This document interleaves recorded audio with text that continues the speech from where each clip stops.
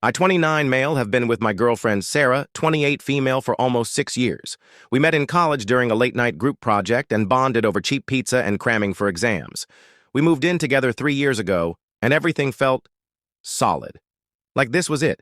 We weren't flashy or overly romantic, but we had routines that made life comfortable. We'd order sushi every Friday, binge bad reality shows, and sometimes just sit quietly in each other's presence. It was that kind of love. Last week was our anniversary.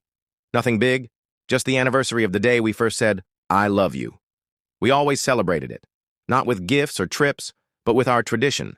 A home-cooked dinner, candles, no phones, just us. That morning I got up early, made her coffee the way she likes it, a little oat milk, a touch of cinnamon. I placed a note on the cup. 6 years of love. Tonight. Just us. She kissed me goodbye and said, "You're the sweetest," but didn't say anything about the note. At work, I chalked it up to her being busy. She's been swamped with a new product launch, and honestly, I've been distant too, buried in a project deadline. But I made sure I left work early that day. I stopped at the small flower shop 2 blocks down from our apartment. I even got her favorite wine, that overpriced rosé she pretends not to love. I cooked her favorite, lemon butter salmon with garlic asparagus. I dimmed the lights, set up candles, played our old Spotify playlist from when we were just dating, the one with James Blake and Acoustic Hosier. I wore the sweater she once said made me look like someone from a French film. She texted me at 6:17 p.m., "Working late, don't wait up. Eat without me." I just stared at the screen. No mention of the note, no mention of the day. For a moment, I felt stupid standing in the kitchen holding a wine opener like some abandoned rom-com character. I didn't eat. I sat there on the couch, the food getting cold, the candles burning too low, and James Blake whispering about love being a losing game. At 11:41 p.m., she came in, tired, hair messy, no makeup. She looked surprised, or maybe guilty, when she saw the cold dinner on the table. "Oh my God," she whispered. "Was tonight?" I didn't speak. "I totally forgot," she said, setting her bag down. "Work's been insane. I'm sorry." I nodded. I wasn't mad. I was hurt, but not angry. She tried to hug me, but I was stiff. Not out of spite, just hollow. The kind of disappointment that doesn't yell. It just sighs.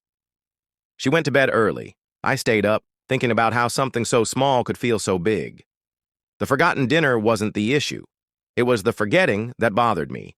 The idea that I had become background noise to her ambition.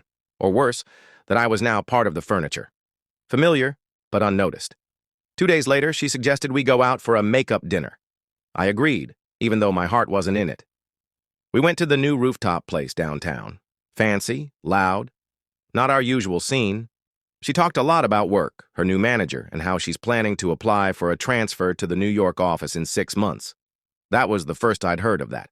I asked, "You're moving?" She looked confused, then said, "It's not final. Just exploring options." I stared at her, not angry, just quiet.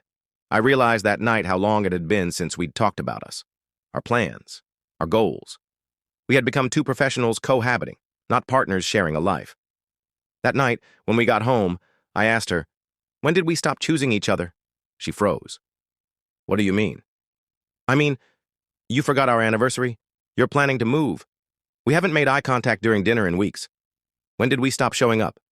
She started crying.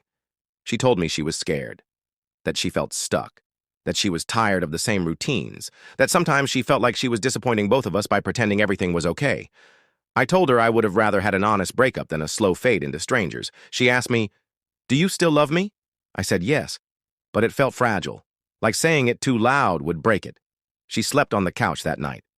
The next morning, she was gone before I woke up. No note, no text, just the scent of her lavender shampoo on her pillow. I didn't hear from her all day. When I got home that evening, the apartment was quiet. A few of her things were missing: her laptop, a suitcase, a framed photo of us from our first vacation. The bed felt wider that night. The silence was colder. But here's where it gets strange. A week later, I get a letter in the mail, handwritten, from her. She wrote, "I didn't forget our anniversary. I remembered. But I didn't know how to face you knowing I wasn't present anymore. I didn't forget. I avoided. Because I knew that day would force me to look at the truth. That I'd outgrown us. And that terrified me. You're the kindest person I've ever known, and I'm so sorry I left the way I did.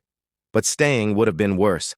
I hope one day you find someone who doesn't forget, who shows up, who makes you feel chosen, every single day." She left the key to our apartment in the envelope. No drama, no shouting, just a soft, painful ending. I never replied. What could I even say? It's been 3 months. The apartment is quieter, but I've started rearranging it. I took down the Polaroids. I painted the wall behind the couch. I changed the playlist. Some days I miss her like a phantom limb. Other days I feel free. Not because she was bad, but because I stopped shrinking to fit a relationship that had already outgrown me. We didn't fall out of love. We just stopped remembering to love. That's the part no one tells you, that forgetting isn't always an accident. Sometimes it's a symptom of something deeper. And now every time I light a candle for dinner, I do it for me. I don't wait to be chosen.